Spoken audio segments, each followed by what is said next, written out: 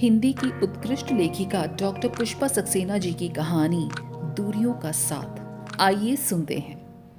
Haunted home में तुम्हारा स्वागत है दीदी।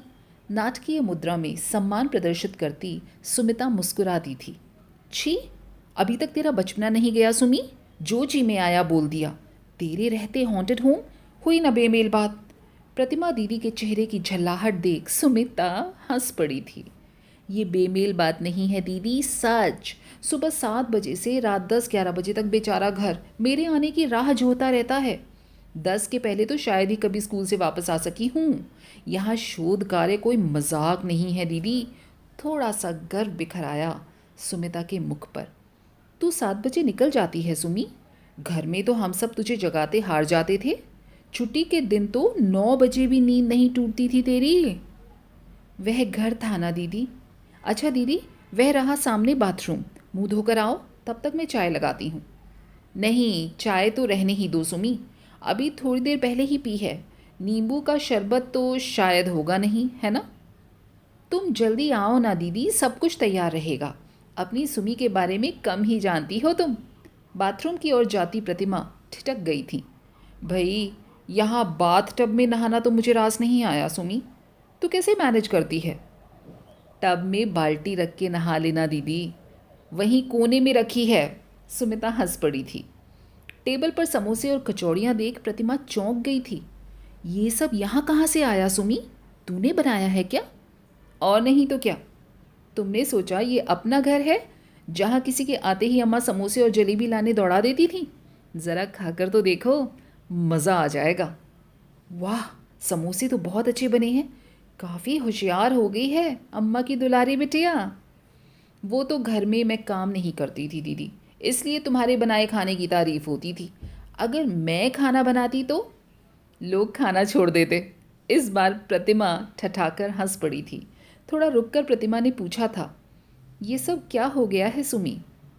यही बात पूछने इतनी दूर 7 समंदर पार अम्मा ने तुम्हें भेजा है ना दीदी? क्यों? क्या ये बात जानने का हमें अधिकार नहीं है सुमी? तू तो जैसे सबसे रिश्ते तोड़ बैठी है। जानकर तो सपने में भी कोई तेरा बुरा नहीं चाहा था सुमी। फिर प्रतिमा का गला रुंध गया था। ऐसा मैंने कब कहा दीदी? अपना प्राप्य मुझे ही झेलना चाहिए ना? क्या है तेरा प्राप्य? विवाह के समय सभी तो तेरा भाग्य सराह रहे थे। बिना दान दहेज के इतना क्वालिफाइड, यूएसए में इतनी अच्छी नौकरी पाने वाला लड़का क्या आसानी से मिलता है किसी को? किसने चाहा था ये सब दीदी? शांत स्वर में सुमी पूछ बैठी थी। जानती हूँ सुमी, पर अर्पित की तुलना में सुधीर कुछ भी तो नहीं था। इसलिए कभी सोचती हूँ कहीं सबसे बदला लेने के लिए तो तूने अर्पित को नहीं छोड़ दिया। दीदी, बस इतना ही जान सकी तुम अपनी सुमी को।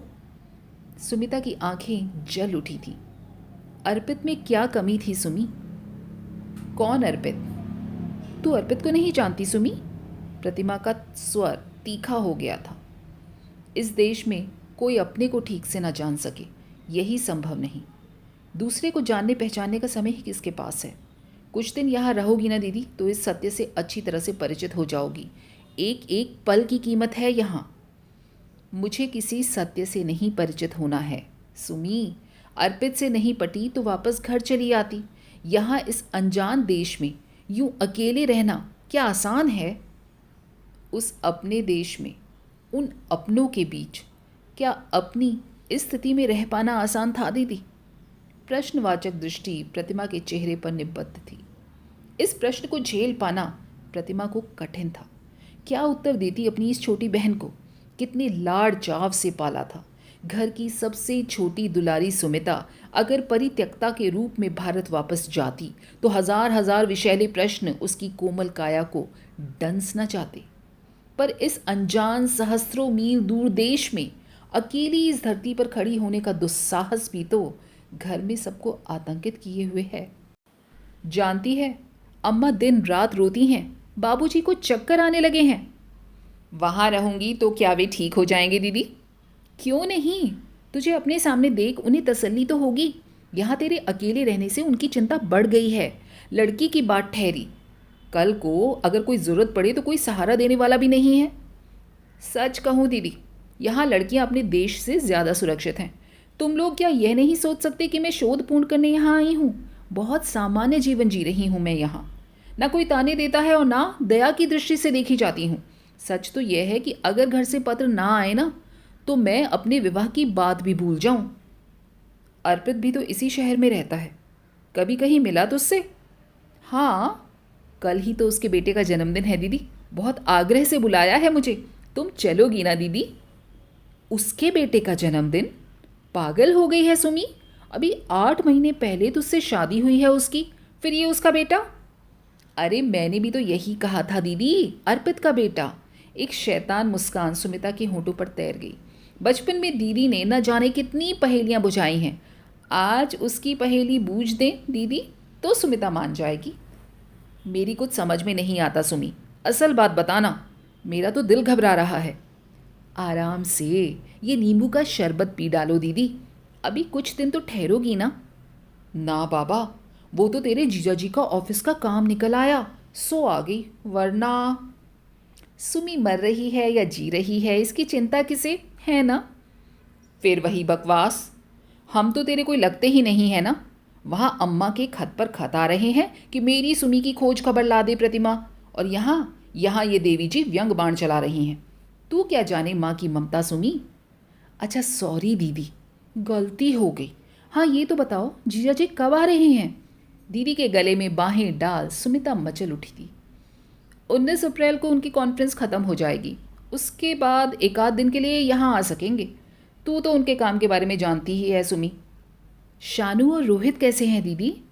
बहुत याद करते हैं अपनी सुमी मौसी को। शानू को मेरे पास भेज दो ना दीदी, सच ये हॉन्टेड होम आबाद हो जाएगा। अच्छा, पराई औलाद से घर आबाद करेगी सुमी? अच्छा जी, तो शानू पराई हो गई? बचपन में किसकी गोद में चढ़कर बड़ी हुई है, भूल गई दीदी? ओ दीदी, बातों में मैं तो बिल्कुल भूल ही गई। राहुल के लिए प्रेजेंट भी तो खरीदनी है, आज संडे है और 5 बजे मॉल बंद हो जाएगी। चलो ना दीदी, वैसे भी अंदर कितनी घुटन है ना। बेमन से प्रतिमा को सुमिता के साथ मॉल जाना पड़ा था। सुमिता अर्पित के बेटे के लिए प्रेजेंट तलाश कर रही थी। प्रतिमा का पारा चढ़ता जा रहा था। ये क्या मजाक है? बहन से भी सच्चाई छिपाई जा रही है, किस चालाकी से बात टाल जाती है। मन जल रहा था। वहां घर वाले नाहक जान दिए जा रहे हैं और यहाँ ये लड़की मस्त है। चेहरे का उल्लास देखकर कौन कहेगा कि यह तलाकशुदा स्त्री है। घर लौट प्रतिमा ने खाना खाने को मना कर दिया। बहुत थक गई हूँ सुमी, अब सोऊंगी। माथा दबा दूँ दीदी? ना, नींद आ रही है। करवट बदलती दीदी को देख सुमिता हंस पड़ी थी। सो पाओगी दीदी? तुझे क्या मतलब, मैं कौन लगती हूँ तेरी? याद है दीदी, मैंने विवाह नहीं करना चाहा था। मैं अपना शोध कार्य पूरा करने में कितनी उत्सुक थी। सब याद है सुमी, विवाह के लिए सबसे ज़्यादा जोर मैंने ही दिया था।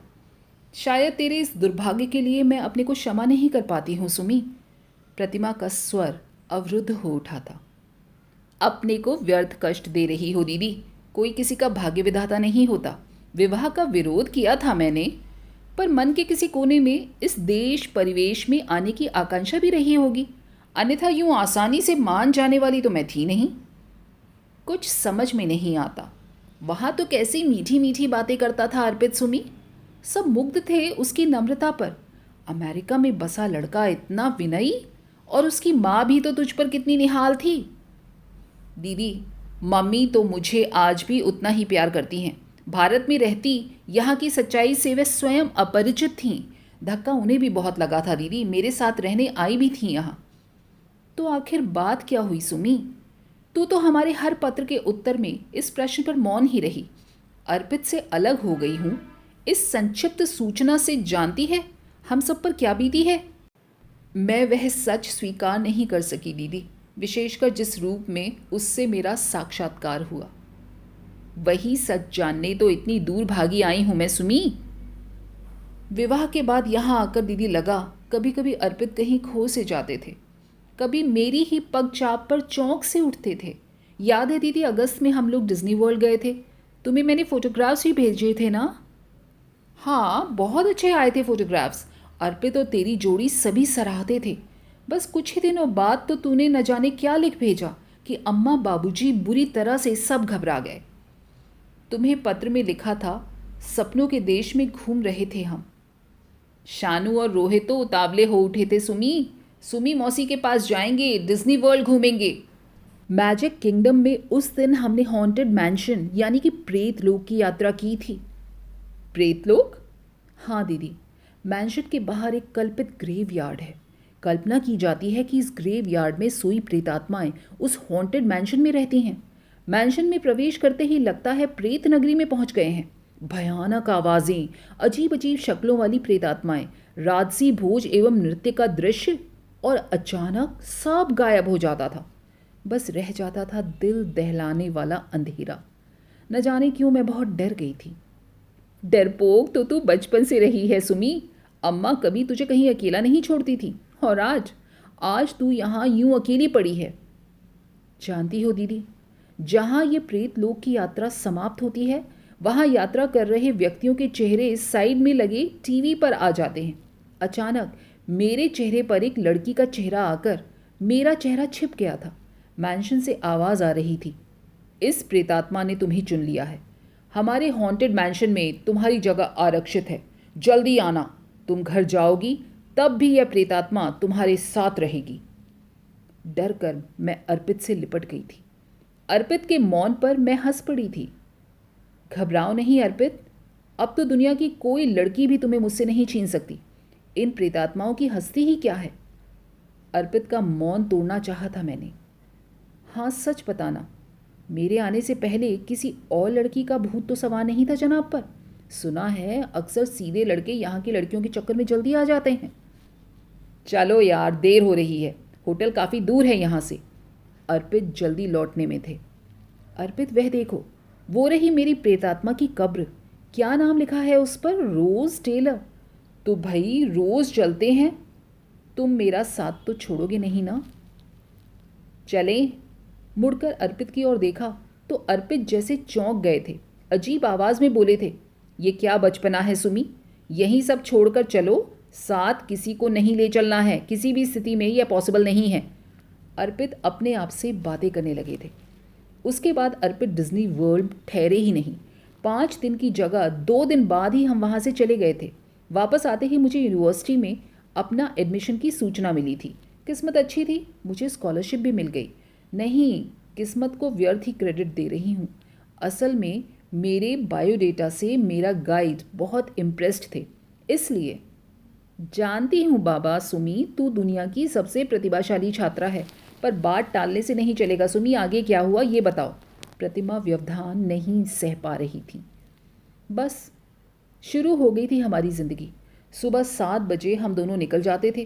तुम तो जानती ही हो दीदी, कुकिंग की तो मुझे प्रैक्टिस थी नहीं, बस जैसा तैसा उल्टा सीधा बना देती और अर्पित खा लेते। क्या कभी तेरे जले भुने खाने की शिकायत भी नहीं की सुमी? तेरे जीजाजी तो मेरे बनाए खाने में मीन मेघ ही निकालते रहते हैं। कभी नहीं दीदी, बल्कि स्वयं भी कुकिंग में मेरी हेल्प किया करते थे। सब कुछ इतना सामान्य था, फिर ये बिजली कैसे गिरी सुमी? प्रतिमा सचमुच अस्थिर हो उठी थी। अचानक ही तो गिरती है बिजली दीदी। उस दिन को याद करके आज भी मैं स्तब्ध हूँ दीदी। ऐसा क्या हो गया सुमी? 17 फरवरी को मैं भूल नहीं पाती दीदी। पिछली रात किसी के घर बारबेक्यू में गए थे। पुरुष वर्ग चिकन की ग्रिलिंग में व्यस्त थे और हम सब गप्पों में मस्त थे। बाहर बातें करते बहुत रात हो गई। ठंड खा गई थी मैं। सुबह सिर में बेहद दर्द और शायद तेज़ बुखार भी था। अर्पित को एक काम से बॉस्टन जाना था। जाते जाते टैबलेट्स के साथ आराम करने की ताकीद देकर गए थे। सुमी, दूध और ब्रेड खाकर आराम कर लेना, आज स्कूल नहीं जाना है। मेरा जाना ज़रूरी है, वरना रुक जाता। जानती हो दीदी, यहाँ यूनिवर्सिटी को भी स्कूल कहा जाता है। वैसे ही छोटे बच्चों की तरह पीठ पर बैग लादे स्टूडेंट्स यूनिवर्सिटी जाते हैं। बंद कर अपनी स्कूल गाथा, आगे क्या हुआ? प्रतिमा झुंझला उठी थी। करीब 12 बजे होंगे। हल्की सी झपकी आई होगी। फ़ोन की घंटी घनघना रही थी, शायद काफ़ी पहले से बज रही थी। फ़ोन उठाते ही एक नारी स्वर सुनाई दिया था। Is mister Kumar there? नहीं, वह तो बाहर गए हुए हैं। कौन बोल रही हैं? कैलिफोर्निया ऑर्फनेज सेंटर की इंचार्ज नैन्सी विलियम। आप कौन हैं?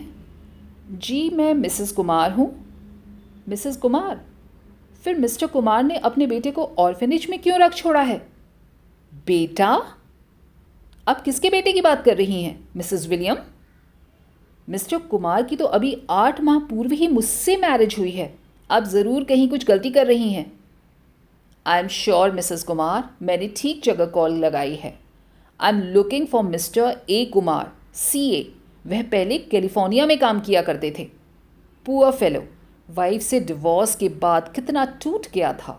साथ में 6 माह के बेटे की समस्या। एकदम डेस्परेट था बेचारा। मैं उसकी नेबर थी। मैंने ही सजेस्ट किया था जब तक कोई अरेंजमेंट नहीं हो जाता उसके बेटे को मैं अपने पास रख लूँगी। बहुत नियंत्रण रखकर मैंने पूछा था, बेटे के बारे में मिस्टर कुमार को समय समय पर आप इन्फॉर्म तो करती रहती होंगी। किस एड्रेस पर पत्र भेजती थीं आप? लेटर्स, फोटोग्राफ्स और बेटे की प्रोग्रेस रिपोर्ट तो उनके दिए बॉक्स नंबर पर भेजती रही हूँ। यूँ तो उसका बेटा अब 2 साल का हो गया है। कुमार देखकर खुश हो जाएगा। Lovely child. आज ये फ़ोन पहली बार किया है मिसेस विलियम?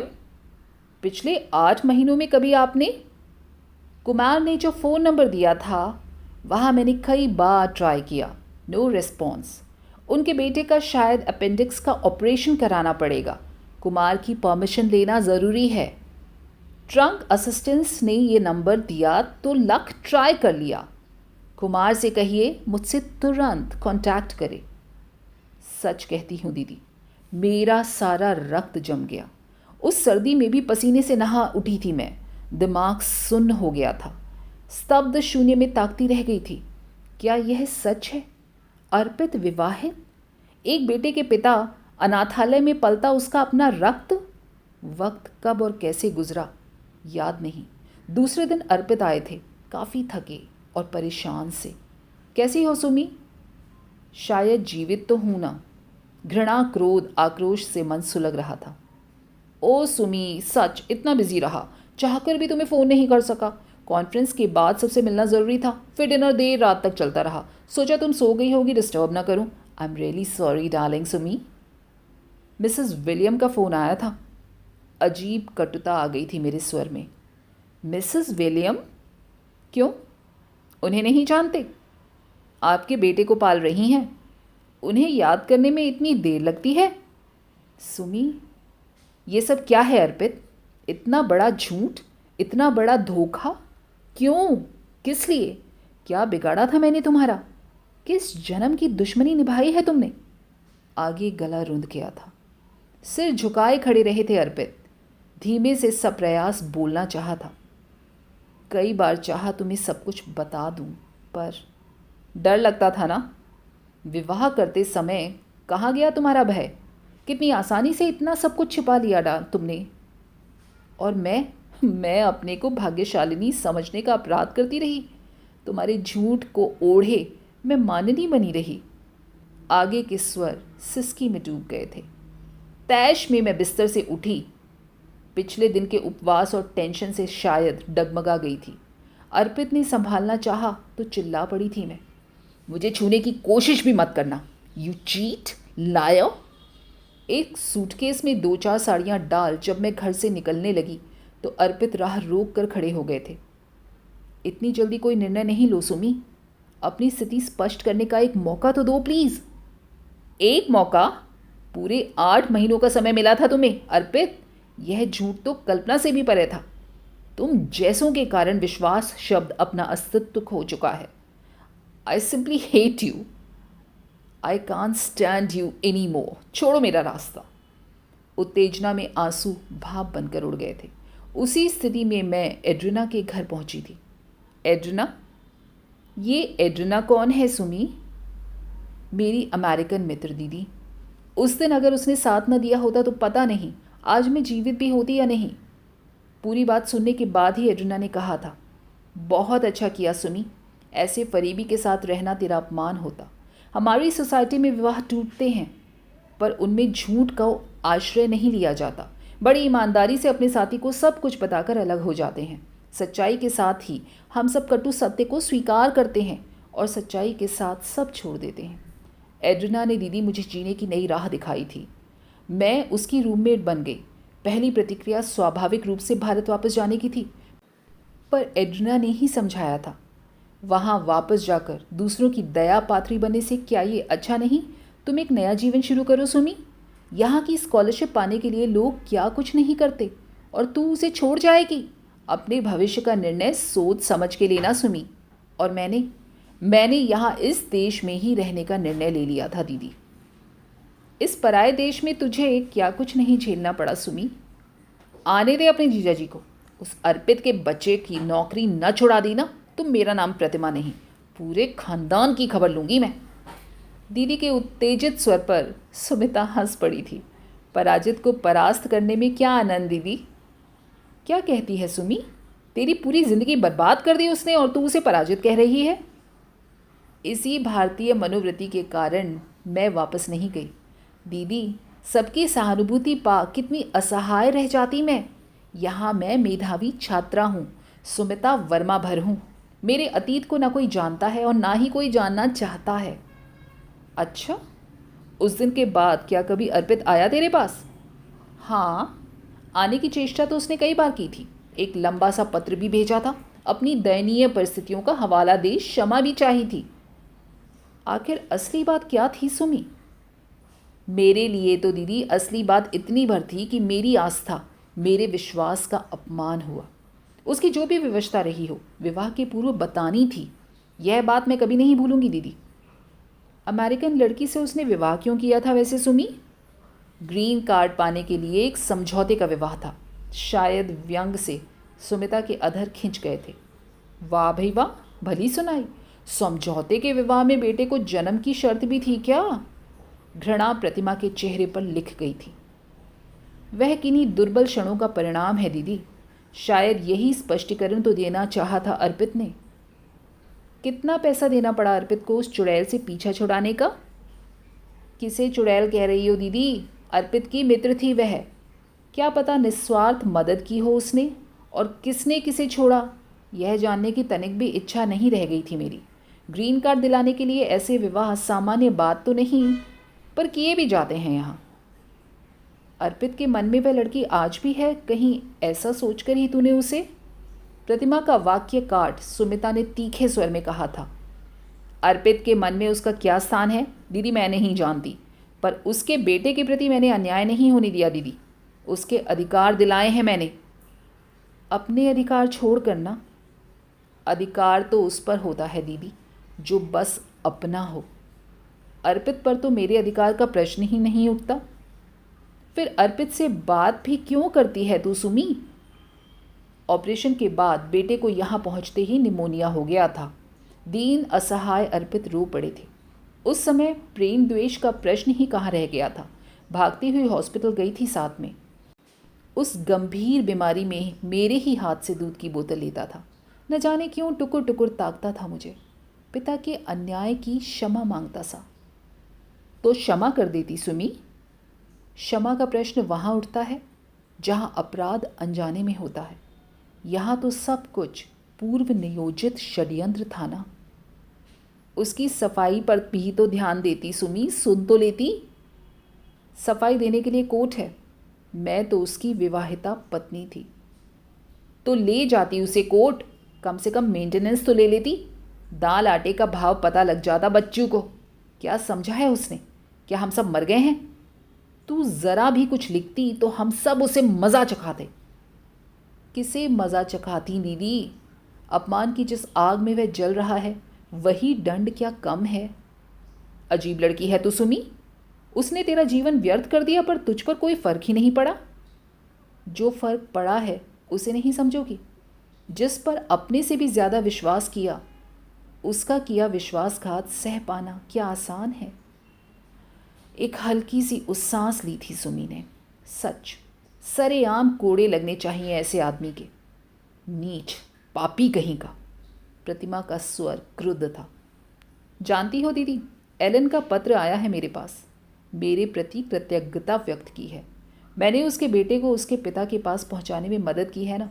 सच बहुत क्यूट है रोहित। कल उसके बर्थडे में चलोगी ना दीदी? ये कैसा रिश्ता बांधे बैठी है सुमी तू? डूब जाएगी तू। प्रतिमा का स्वर हारा हुआ था। रिश्ता तो हम दोनों के बीच बस अब दूरियों का है दीदी।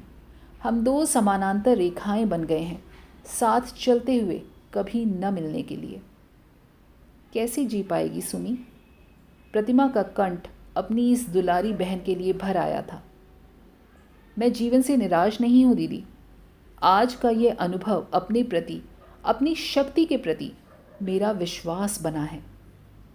तू फिर विवाह करेगी सुमी? फिलहाल तो किसी नए एक्सपेरिमेंट का कतई इरादा नहीं है दीदी। फिर क्या इरादा है तेरा? अम्मा से क्या कहूँगी जाकर सुमिया? बस अभी तो सोने का प्रोग्राम है दीदी। एक पल रुक, सुमिता ने कहा था।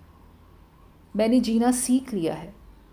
क्या अम्मा बाबूजी के संतोष के लिए ये बातें काफ़ी नहीं हैं दीदी? तुम उन्हें मेरी ओर से आश्वस्त तो कर सकोगी ना? बहुत दुलार से दीदी से लिपट कर लेटती सुमिता मनुहार कर उठी थी। पास लेटी सुमिता को प्रतिमा ने कस के अपने से चिपटा लिया था। दोस्तों, कैसी लगी आपको ये कहानी दूरियों का साथ? उम्मीद है पसंद आई होगी। अगर पसंद आई है तो नीचे कमेंट करके ज़रूर बताइएगा और चैनल को लाइक और सब्सक्राइब ज़रूर कीजिएगा। फिर मिलेंगे अगली बार ऐसी ही दिल छू जाने वाली कहानियों के साथ, निकाल कर उन्हें साहित्य के पिटारे से बाहर। तब तक अपना और अपनों का दिल से, ईमानदारी से ख्याल रखिए। स्वस्थ रहिए और मस्त रहिए। नमस्कार।